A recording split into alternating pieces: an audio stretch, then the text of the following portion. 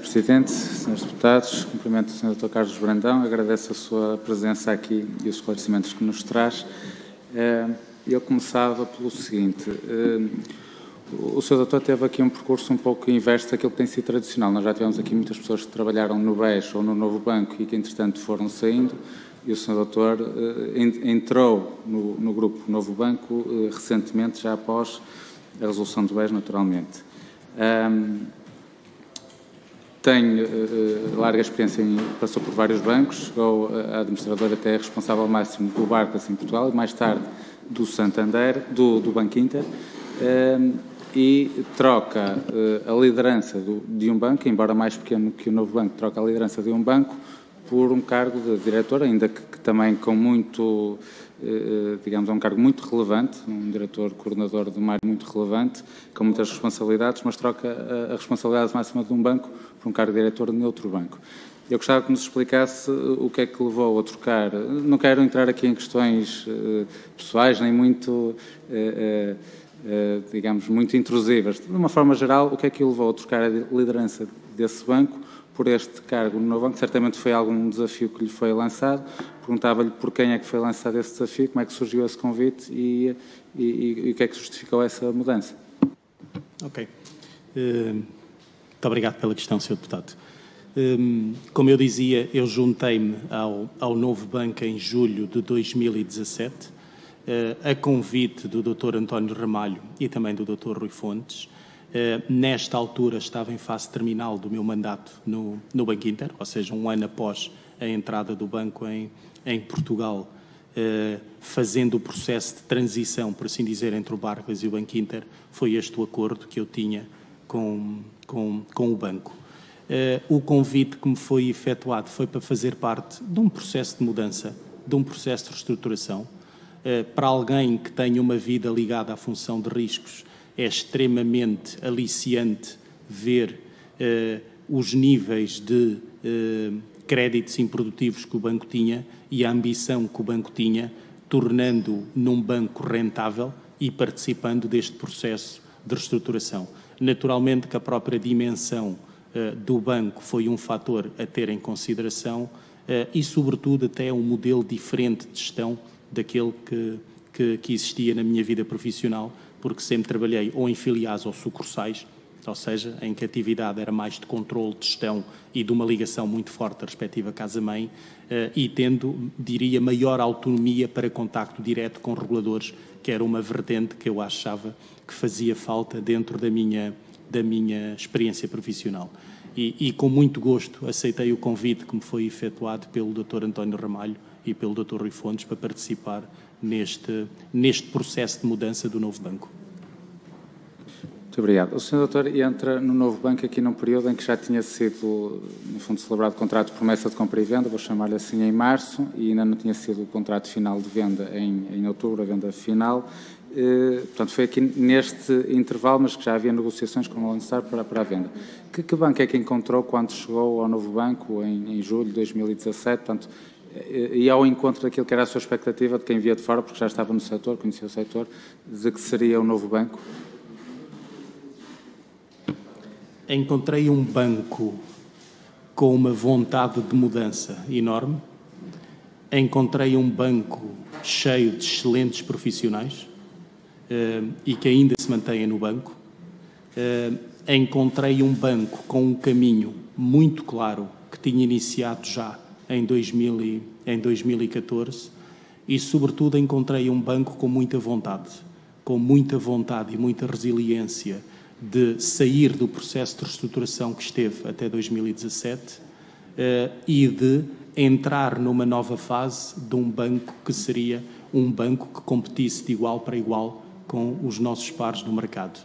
Fazer parte deste processo, eu creio que é o principal motivo de orgulho de toda aquela excelente equipa que ainda existe no banco. Por isso, o banco que eu encontrei estava dentro das expectativas que eu tinha, um banco com muita coisa para aprender, muita coisa para resolver, com muita vontade de o poder fazer, mas sobretudo que já tinha dado início a este processo desde a sua criação em 2014. Muito bem. Já aqui foi referido, foi nomeado porta-voz do banco para as questões desta comissão de inquérito. Eu perguntava-lhe porque é que foi o escolhido, ou se sabe o motivo, ou se disponibilizou, ou se foi convidado para esta função. E já agora, que avaliação é que faz dos trabalhos desta comissão de inquérito? Porque admito que as expectativas tenham sido criadas para a função de porta-voz, como acabou por referir, portanto, terão sido raras essas intervenções públicas nessa qualidade, entendo eu, por entenderem não ser necessário, não se justificar nenhuma intervenção da sua e da vossa parte. Qual é a avaliação que faz e se foi, de certa forma, agorada a expectativa da necessidade de existir um porta-voz? Digamos, quais eram também os receios que tinham, que eventualmente podem não se ter concretizado? Sr. Deputado, gorada a expectativa, seguramente não, até porque os trabalhos ainda continuam e ainda existe algum caminho pela frente. Quanto aos motivos pelos quais terá sido decidida a minha pessoa para esta função, talvez pelo histórico de funções que já tive no passado e talvez com o objetivo único de ter mais alguém a colaborar com esta comissão em algum tema que eventualmente pudesse ser necessário. Como referi há pouco, até à data não foi necessária esta intervenção. Se for necessária esta intervenção, estamos aqui para isso, porque a nossa principal missão aqui é de colaboração e eu, em específico, naquilo que for necessário, totalmente ao dispor desta comissão para o efeito. Acredito que tenha um misto de características pessoais que tenham levado a ter o convite por parte do Dr. António Ramalho. Não me candidatei a nenhuma função, até porque, até do ponto de vista profissional, tenho-a bastante preenchida com outras responsabilidades, mas naturalmente, e à semelhança do que aconteceu quando decidi colaborar com o banco, estou ao serviço do banco e naquilo que eu puder ajudar, o banco sabe que poderá sempre contar comigo. Muito obrigado. Quando o Sr. Doutor entrou no banco, já estava definido, portanto, já se conhecia a existência do CCA, portanto, do mecanismo. Qual era a expectativa que existia na altura, quando entrou, da utilização desse mecanismo? Sr. Deputado, dentro dos nossos processos de decisão, quando nós intervimos, por exemplo, na determinação das imparidades, a variável CCA é uma variável que nós não incluímos no nosso processo de decisão em específico. Ou seja, nós tomamos as nossas decisões quando determinamos as imparidades individuais ou quando determinamos as imparidades coletivas, independentemente de saber ou não que o cliente é alvo do CCA ou não é alvo do CCA. O processo é exatamente igual, as premissas para a respectiva análise são exatamente iguais, mas naturalmente que o nosso acompanhamento é grande porque aumentando ou fazendo parte da base de capital do banco e sendo o capital uma métrica-chave que também tem seguimento por parte desta direção, nós fazemos o seguimento destas utilizações sempre com o objetivo de poder manter as bases de capital mínimas que o banco tem, assegurando que na realidade nós não vamos abaixo de determinado montante. Naturalmente que seguimos o valor em perdas que são observadas desta carteira, seguimos numa base mensal a potencial utilização destes valores, mas não a utilizamos em qualquer processo de decisão específico. Ou seja, a operação tem de ser, ou a decisão tem que ter os seus méritos específicos. Quando decidimos a revisão do plano de negócios, quando é efetuada uma desvalorização de um ativo, é sempre efetuado com base em informação factual e não tendo em consideração o facto de ser ou não CCA, porque ela é completamente não tida em consideração dentro destes processos de decisão. Eu entendo a sua resposta e agradeço, aliás, mas a minha questão não era essa, era a nível do plafond que foi definido para a utilização do CCA, dos 3,89 mil milhões de euros, haveria uma expectativa da utilização ao longo do tempo deste mecanismo. E a pergunta que lhe estava a fazer era qual era a expectativa que existia, quer quando entrou no banco, porque esse mecanismo já estava minimamente definido, quer ao longo do tempo da utilização ao longo dos anos. Sr. Deputado, enquanto órgão de controle do banco, nós naturalmente tínhamos esta carteira em vigilância e conhecíamos daqueles 44 mil contratos, sensivelmente, que estavam ao objeto do CCA, sobretudo os maiores casos, nós tínhamos em vigilância e, naturalmente, que poderíamos, no seguimento normal destas operações, aferir qual poderia ser a sua posição final em termos de necessidade de imparidades. Ia sempre, ou seja, não apenas, como sabe, o CCA tem duas componentes, não apenas a vertente da perda associada a este conjunto de créditos, mas também a capacidade do banco gerar capital por outras vias, através da sua atividade normal. Eu diria que, tal como o Dr. António Ramalho já o comentou aqui nesta mesma comissão, a expectativa seria do valor não ser integralmente utilizado. Não ser integralmente utilizado, mas provavelmente muito próximo do plafond total. Nós temos, digamos, o documento da Comissão Europeia de novembro de 2017, em que aponta por uma previsão de utilização no cenário base de 3,3 mil milhões de euros, podia chegar até aos 3,9, portanto, até um pouco acima do limite já definido no cenário adverso. Essa expectativa da Comissão Europeia não era muito diferente da expectativa que o banco tinha face à realidade que conhecia. Correto. Confirma? Correto. Portanto, o banco estava perfeitamente consciente de que a utilização deste mecanismo iria ser algo entre os 3 e os 3,9 mil milhões de euros, conforme o documento da Comissão Europeia, pelo conhecimento direto que tinha desta carteira de ativos. Sr. Deputado, era uma expectativa.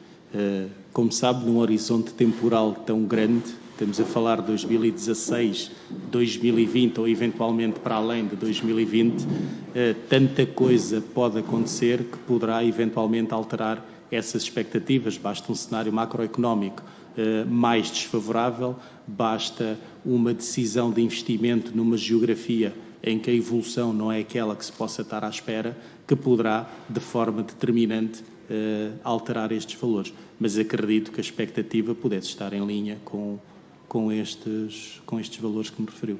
Exatamente. Naturalmente que ao longo dos anos, portanto, estamos a falar de um horizonte temporal relativamente alargado, poderiam acontecer fatores que levavam que a utilização fosse superior ou até inferior, portanto, dependia de muito daquilo que acontecesse, até fatores externos ao novo banco que não dependiam da gestão, mas existia essa expectativa. E essa expectativa que internamente era assumida pelo novo banco, não foi ocultada a nenhuma outra entidade. Portanto, quer o novo banco estava consciente disso, o Banco de Portugal estava consciente disso e o Ministério das Finanças também estava consciente do potencial de utilização desse mecanismo.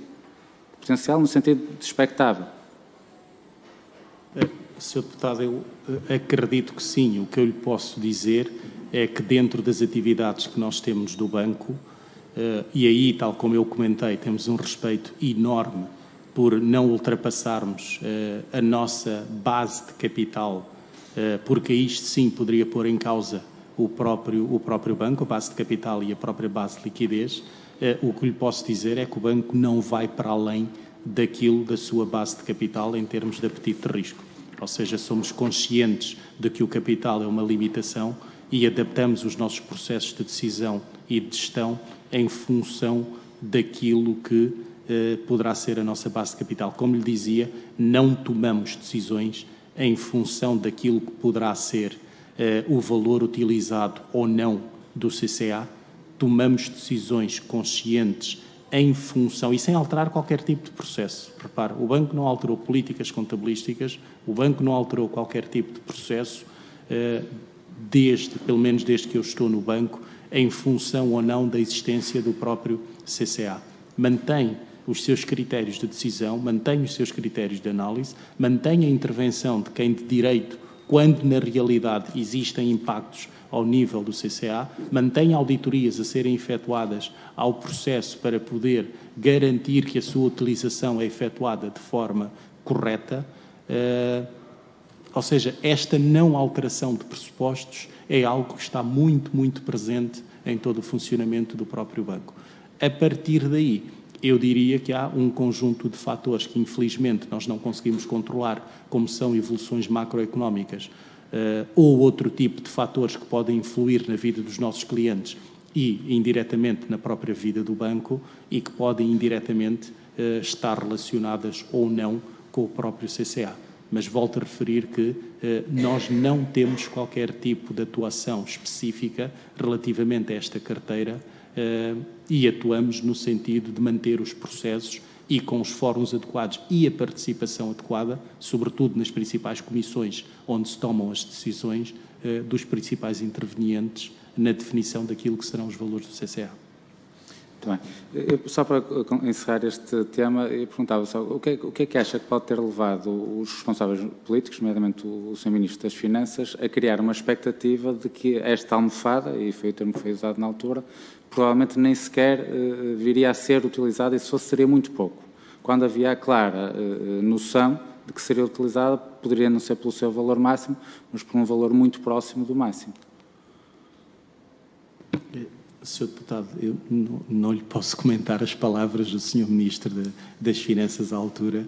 O que lhe posso dizer é que, pelo conhecimento que eu tive desde o momento que entrei para o banco e conhecendo a carteira de crédito do banco, existia a expectativa de um aumento das imparidades globais do banco, não apenas dentro do momento do CCA. Permita-me dar-lhe 2 ou 3 números para poder ver a não alteração ou a não especificidade relacionada ao CCA. Durante 2014 a 2016, o banco fez uma média de 598 milhões de euros de imparidades por ano. E durante 2017 a 2020, o banco fez, 598 foi o número que lhe dei, fez 852 milhões de euros. É diferente, é acima. A estes valores, se nós descontarmos, entre aspas, os mais de 200 milhões de euros, sensivelmente, que o banco efetuou em 2019, especificamente por causa da crise pandémica que nós tivemos, pela degradação financeira existente das empresas e tudo mais, nós chegamos a um valor a comparar 600 milhões de euros, grosso modo, com 700 e poucos milhões de euros numa base anual para a dimensão do próprio banco. Por isso, eu creio que estes números não indicam uma atuação específica relativamente ao CCA, mas essencialmente são números que mostram uma conjuntura macroeconómica em algumas geografias, que foi uma realidade. Ou seja, é uma realidade que a carteira do banco e, sobretudo, alguns dos grandes devedores que foram comentados nesta casa tinham uma presença internacional forte, que foi iniciada desde os tempos da Troika em Portugal, como forma de diversificação das suas atividades, e estas economias, algumas delas, entraram em dificuldade, quer pela variação do preço do petróleo, quer por fatores intrínsecos a essas mesmas geografias. E isto refletiu-se diretamente na saúde financeira destas mesmas empresas. Isto era uma realidade e o que o banco fez foi adaptar o valor líquido dessas posições àquilo que era a sua expectativa de recebimento. Por isso, eu acredito que a expectativa do banco, conhecendo uma carteira com estas características, fosse naturalmente de utilização do valor do CCA. Muito bem. Exatamente um ano antes de entrar para o novo banco, o Sr. Doutor tem aqui declarações curiosas. Diz, e cito, temos de resolver o novo banco, na qualidade de CEO do Banco Inter.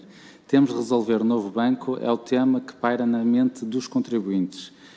O Sr. Doutor acreditava que sem o processo de venda concluído, que o novo banco continuará a ser olhado pelos contribuintes como um peso adicional ao esforço que tem vindo a fazer ao longo dos últimos anos.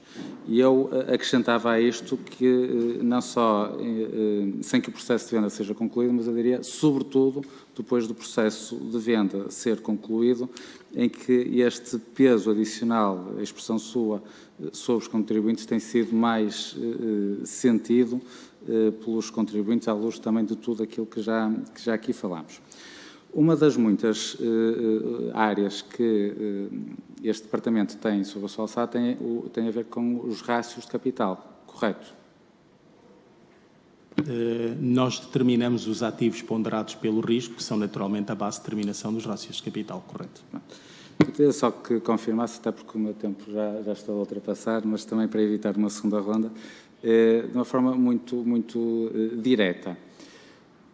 O rácio de capital para 2020 exigido são os 12%. exclusivamente porque assim está definido no contrato. Isto é, não fosse estar definido no contrato de venda que o rácio em 2020 seriam 12%, o novo banco não estava obrigado a ter um rácio tão elevado, fruto do alívio das exigências do Banco Central Europeu ao nível dos rácios de capital, nomeadamente por causa da pandemia de Covid-19. Confirma. Sr. Deputado, permita-me 2 comentários. Um primeiro, quando eu comentava, enquanto CEO do Banco Inter, da necessidade de resolução do novo banco, era no sentido de a resolver. Porque, igualmente fazendo parte, quando estive no Barclays, de uma unidade que foi considerada como não core, e conhecendo a estrutura dos colaboradores daquela entidade e a ansiedade para ter uma solução, imaginei a ansiedade dos excelentes colaboradores do novo banco, daí a necessidade de ter dito que uma decisão para o novo banco urge no sentido de criar estabilidade ao sistema financeiro e, naturalmente, esta estabilidade do sistema financeiro era benéfica a todos os contribuintes. Quanto à sua questão dos rácios de capital, naturalmente, por causa do Covid, houve um alívio no cumprimento de 2 métricas em específico, que são guidances por parte do BCE a todo o sistema financeiro, e o banco, enquanto entidade a operar no sistema financeiro, fez-se igualmente beneficiar deste waiver, por assim dizer, do BCE no cumprimento dos seus rácios de capital. E pode concretizar em que medida? Agora já não tenho de cor, mas por contas que fiz na altura, tenho a ideia que ficaria na ordem dos 10,5% o rácio mínimo com esse alívio de medidas, e aquilo que o novo banco tem, a exigência que tem é para ter 12%, à luz daquilo que sabemos, porque é assim que está definido no contrato. E existem outras obrigações que o banco tem ao nível do contrato, que são os 12%, a obrigação que vigorou durante igualmente todo o exercício de 2020 e, naturalmente, que estando num contrato, são obrigações que o banco terá que cumprir porque lá estão. O alívio, como lhe comentei, não é nenhum alívio ao nível dos rácios de capital core do banco. São apenas alívios ao nível do guidance que o banco tem ou dos buffers de capital que o banco eventualmente possa ter a quanto da definição do apetite de risco. Por isso, não há nenhuma alteração em termos dos rácios de capital core de Tier 1 no capital do banco. Muito bem, para que fique claro, os 12% a que o novo banco está a exigir é exclusivamente porque assim está definido no contrato, não fosse estar definido no contrato 12%, seria um valor inferior. Poderia ser um valor inferior em função do guidance do BCE. Sim. Muito bem. E para terminar, também gostava que confirmasse, face ao volume de perdas em CCA que já foram registadas e acumuladas até o momento, portanto, existe já uma margem de utilização que pode ser utilizada pelas necessidades de rácios de capital, é correto afirmar que qualquer perda que afete os ativos do novo banco, portanto, qualquer decisão de gestão do novo banco concorre para as chamadas de capital, na medida em que já existe esta almofada do CCA, apenas é, entre aspas, necessário atingir uma necessidade de capital para que possam utilizar o CCA. Sobre o valor do CCA, Sr. Deputado, concorrem 2 fatores. O primeiro é a criação de capital e o banco, tal como o Dr. António Ramalho comentou nesta mesma comissão, está a criar capital, ou seja, há de apresentar em breve resultados de 2021 e, segundo o que o próprio Dr. António Ramalho comentou nesta comissão, serão resultados positivos, ou seja, concorrem para a criação de capital e, de forma natural, para a redução de qualquer tipo de utilização. O que lhe posso também dizer, Sr. Deputado, é que o banco apenas vai utilizar os mecanismos em função daquilo que são as perdas observadas nesta estrutura de crédito ou nesta carteira de crédito em específico e em estrita utilização daquilo que poderá utilizar, naturalmente maximizando o outro lado, que seria a criação de capital. Eu compreendo aquilo que disse, mas não foi isso que eu perguntei. Portanto, tendo em conta que as perdas do CCA já estão num valor bastante mais elevado do que a necessidade de cumprimento dos rácios de capital, qualquer decisão de gestão que diminua os ativos do novo banco concorre para essa chamada de capital. Confirma isto? Em termos mecânicos, sim. Muito obrigado, Sr. Presidente, pela tolerância.